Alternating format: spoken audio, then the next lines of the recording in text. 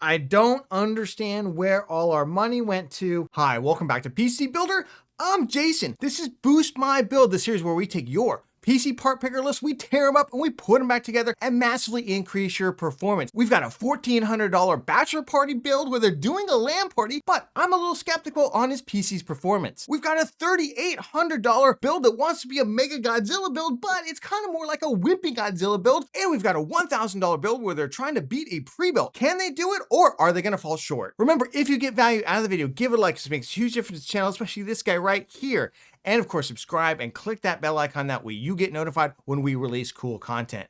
With that, let's jump into it. This video is sponsored by World of Tanks, the fast-paced, free-to-play online gaming phenomenon. Jump into massive tank battles across 40 different arenas by clicking the link in the video description. World of Tanks has it all. Use a huge tank arsenal to rush in guns blazing, ambush your opponents with sneaky tactics, or snipe them off with artillery. Enjoy historically accurate and inspired vehicles, and customize your tank to fit your style. Use the link in the video description to download World of Tanks and use promo code TANKMANIA to get free 7-day premium account, 250,000 credits, the Tier 5 premium tank Excelsior, and 3 Tier 6 rental tanks for 10 battles each, Tiger 131, Cromwell B, and T3485M. Use the link in the video description. All right, we got Clownsy3222 says looking to build their first PC, but they think it might be overkill with a $5,500 Australian budget. That's about $3,800 US. Yes, this is a Godzilla build. We haven't had a Godzilla build in a while. I'm super excited for this. They don't even know if this is a good build. They just Googled some things and threw it together. Oh my goodness. Meant for high FPS gaming. Maybe they want to stream. Let's take a look. They could go up to 6,000 if necessary. Oh my goodness. Yeah. You spent your budget all right. You're at $5,400 Australian. That's about $3,700 US on this. And I can see it's an all white themed build. I don't understand where all our money went to. We only got an RTX 4080. Let's start there. How do we only get an RTX 4080 in a build like this? We should be walking away with an RTX 4090. They're not in stock in the US, but I know they're in stock in Australia. You can buy one. And if you're going to spend this much money,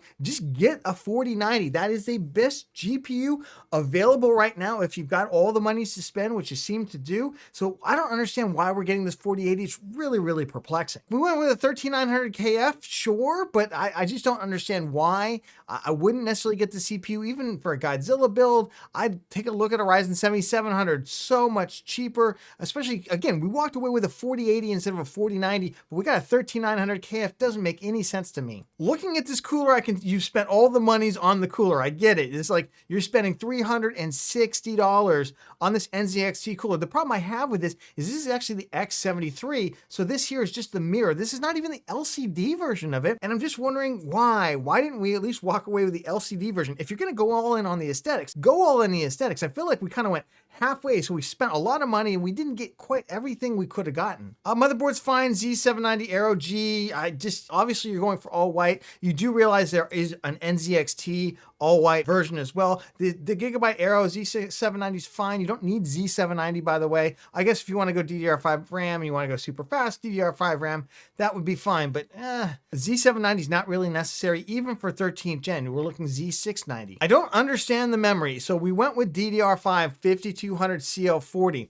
This is not going to perform any better than getting 3600 CL16 RAM, and it's a lot more expensive. Yes, it looks super nice, but again, if we're also going Godzilla build, why didn't we just get like super fast DDR5 RAM? That's the thing about 13th gen Intel. Either you go 3600 CL16 DDR4, or you decide I'm going to spend all the monies and I'm going to get that extra last 7 or 8% and go DDR5 6400 CL 30 or 32, whatever it is. You know, it's just super fast DDR5 that's also super expensive. You kind of did this in-between thing where you spend a lot of money, but you're actually not going to get the same performance as the 3600 CL16 memory. Samsung 980 Pro 2, if I could write a book on where gamers burn tons of money and don't get the best performance, this drive would be like one of the first chapters in that book. 980 Pro, this is great for a prosumer or like a professional workstation build. I just wouldn't buy it for a gaming PC. You just don't need it. It's very expensive. Fantex case, you actually put this part in here. I'm gonna have to kind of click through it right now. You can do this in PC Part Picker, by the way. You can add additional stuff. Yeah, I'm familiar with this case. Look, it's a nice case, but $350. Now, I know that's Australian, that's not US. That's not out of the question to spend. You know, it's less than 10% of our budget. But that being said, I just like, it's just a white ARGB case. There's a lot of these white ARGB cases we could get that are going to be considerably cheaper. And honestly, in my opinion, some of them look a lot nicer. PSU, you went with 1,000 watts. Actually, probably more like 11 or 1,200 watts since we've got the 13900K in there. Again, don't really need the 13900K, just sucks up a lot of power and forces you to buy super expensive power supplies. And then you've got a couple extra fans to kind of top it all off.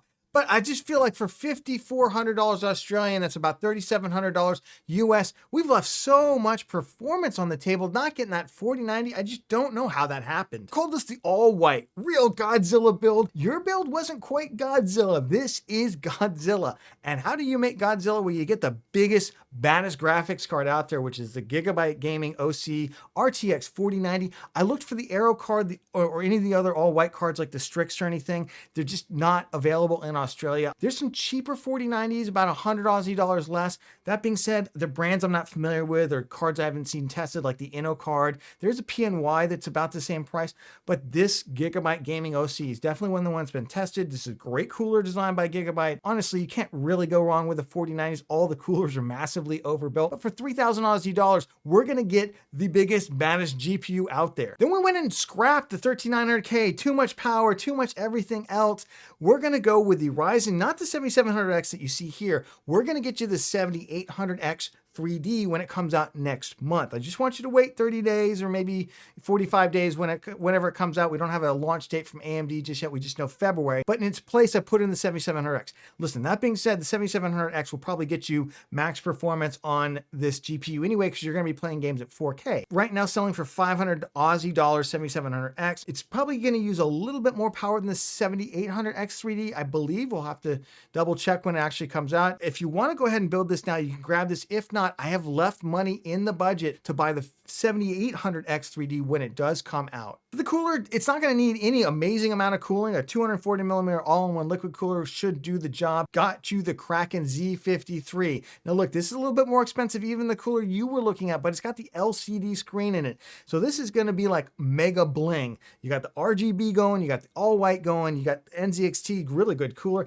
and then you've got the LCD screen. You can be able to, you can show your system stats, you can watch cartoons on it, do anything you want. I think you're gonna have a lot of fun with this. We paired that with a Gigabyte B650 ROG. You do not need X670. Even Godzilla builds do not need X670. Nobody needs X670. I feel like I need to scream that from the rooftops. X670 is just nothing but a money sink. You seem to like the Gigabyte Z790 with the AIO B650, also very good board, good audio on it. If you are going to use the motherboard audio on it, it comes with Wi-Fi, comes with everything you really need, and it's got that all-white aesthetic and kind of a little bit of the RGB to it that looks really nice. It's also one of the more budget-friendly motherboards at $400. Remember, that's Australian, that's not US. We got you memory that's actually much faster.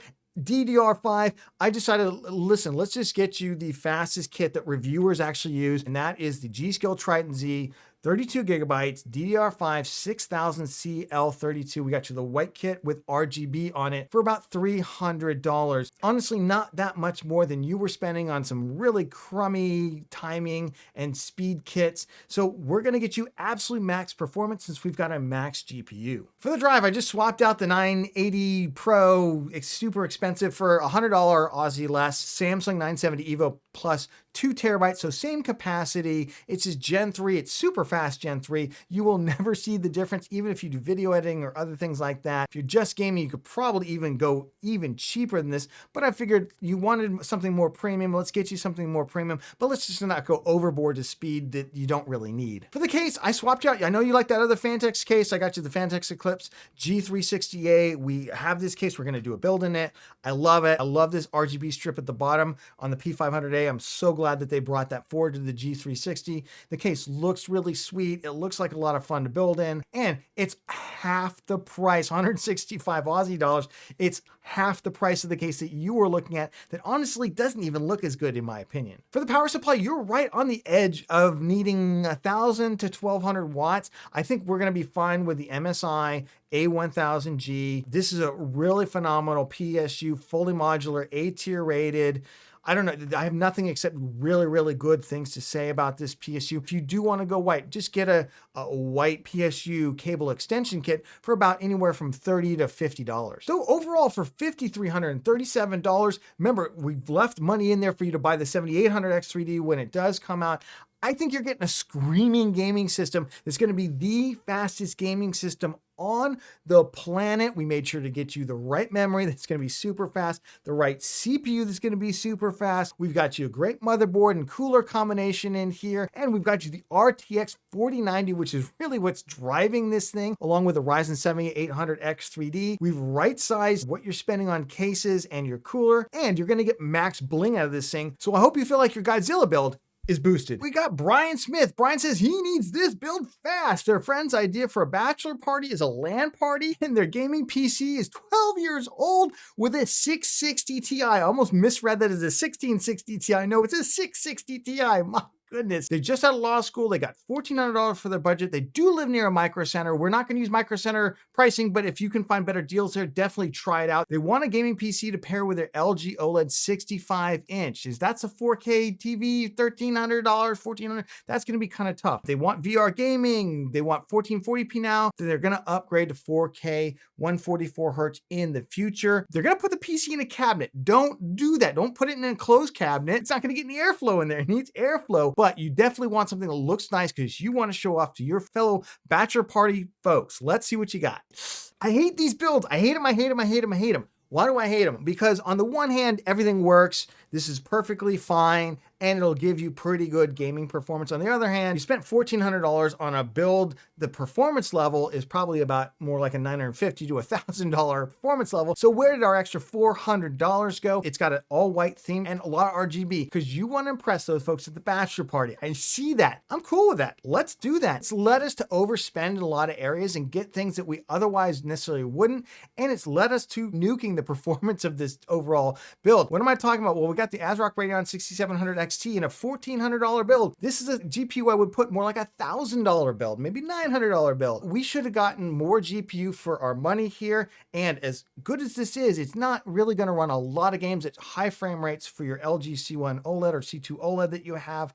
So I'd like to get us something better. I definitely can tell where a lot of the cost is going. It's going into the small form factor. You're going with the Thermaltake Tower 100 Snow mini ITX board. So we're stuck with ITX boards. We're going Ryzen 7000. So the cost of the ITX boards is the same as the ATX and micro ATX boards. Honestly, this case, $107 right now. It's a pretty good price for this case. We went with the Ryzen 7600, and I don't necessarily mind that. It's a little expensive. We could have spent $100 less on our CPU and probably spent more money on our GPU and gotten a lot more performance instead. Or maybe a Ryzen 5600 or like an i3-12100F or 12400 would make a lot more sense. The problem with AM5 motherboards is they're all expensive. $240 for this ITX board is about what the B550 boards are going for anywhere for AM4 because they're kind of phasing out of stock anyway. So I don't necessarily mind that we went with AM5 here. So good choice on the board. The platform costs are kind of killing us a little. And yet we went with a really expensive DDR5 6000 CL38 kit. 32 gigs, again, $164. Now look, this is gonna look phenomenal on that build. It's gonna look killer. And maybe that's worth the performance hit. And there's not a lot of white RGB DDR5 out there right now as there is DDR4. Just kind of another thing, maybe we should consider that AM4 platform. You did this really weird thing with the drives. I don't understand what we're going for here. We've got a SATA 1TB drive for $46, Silicon Power A55, just why? And then we went with a budget NVMe 1TB drive, MP33, which is perfectly fine for about the same price. Why didn't we just get a 2TB MP33 and call it a day? Power supply is fine-ish, $104. It's all white. There's not a lot of all white power supplies in stock right now in the US. A lot of stuff sold through during Black Friday, during the holidays. So if you're building January, February, kind of stuck with what's left. Tough Power, GF 750 watt. Yeah, it's a little overpowered for this build. Now you can always get white PSU extension cables if you get a black PSU. There's no PSU window on this case, so we actually don't need a white one. I'm pretty sure you're probably just buying this for the white cables themselves. And then we did go with a deep cool,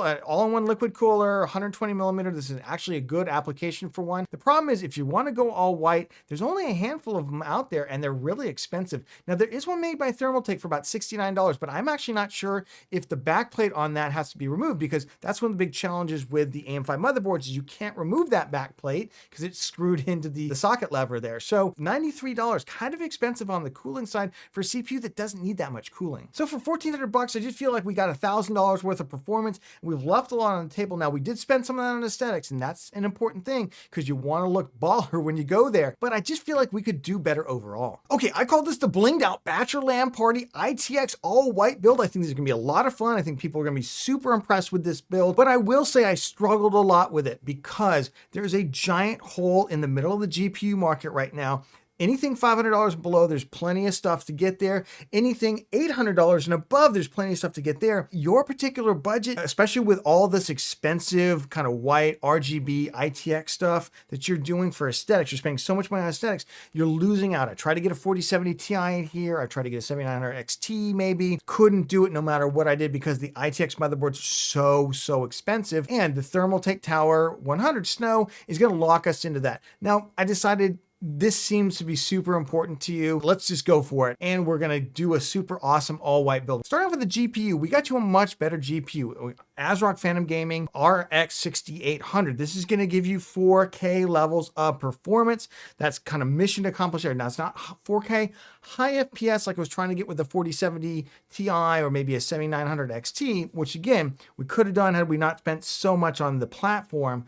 But it's going to give you that 4K level performance. It's going to run games on your LG C2 OLED or whatever you've got, the 65-inch TV, and I think you'll feel really good about it. I went with the Ryzen 5600. If you'd had $100 or more, if we could go up to $1,500, I could get a 5800X 3D in here. I would actually feel better about that. But if we can't, 5700X, there's not really any reason. Just go down to the 5600. You can always upgrade the CPU in the future to a 5800X 3D on down the track, but right now this is plenty to run the GPU that we got you. And as a result of going AM4, there are some coolers that we can use that we can't use with AM5. The Thermaltake ARGB all white, all-in-one liquid cooler is a really high performance cooler. Also, it's gonna look great because the case is also Thermaltake, so it's all matchy. And it's only $70, which is really nice. I did check, it does look like you have to replace the AM4 backplate for this, so it won't work for AM5. You would have to go with a deep cool if you decide to stick it out with Ryzen 7600 instead. Problem with ITX motherboards, doesn't matter if it's AM4, AM5, LGA 1700, Intel socket, they're all expensive.